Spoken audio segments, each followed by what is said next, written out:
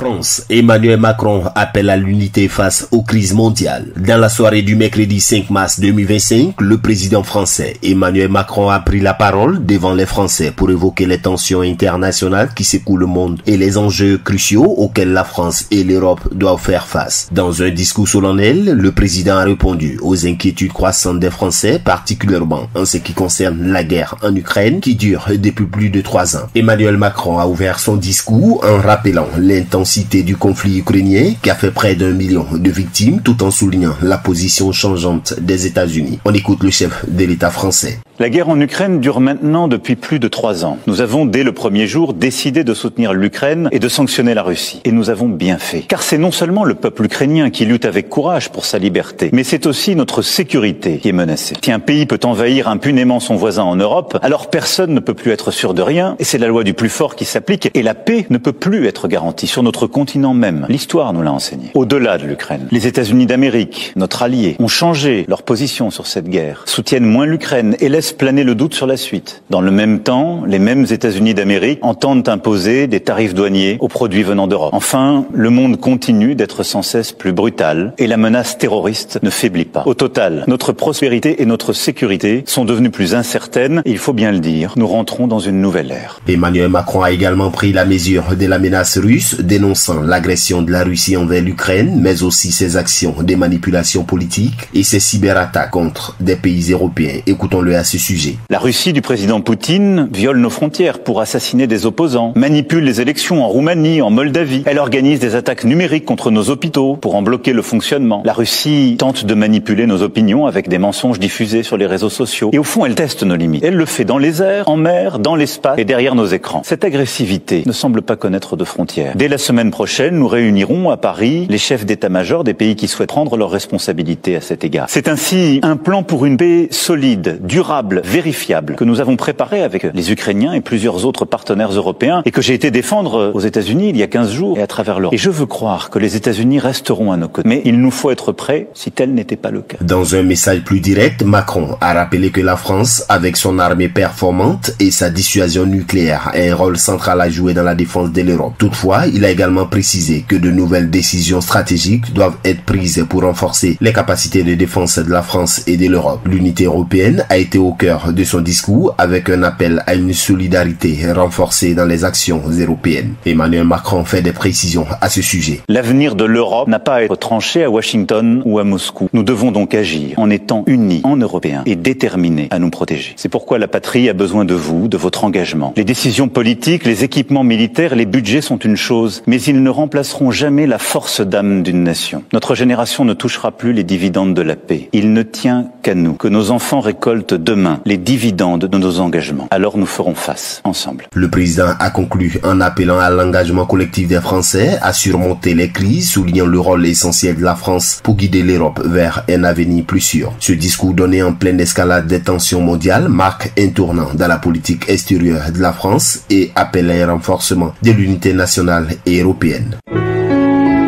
APRA, Agence Presse, Radio et Audio.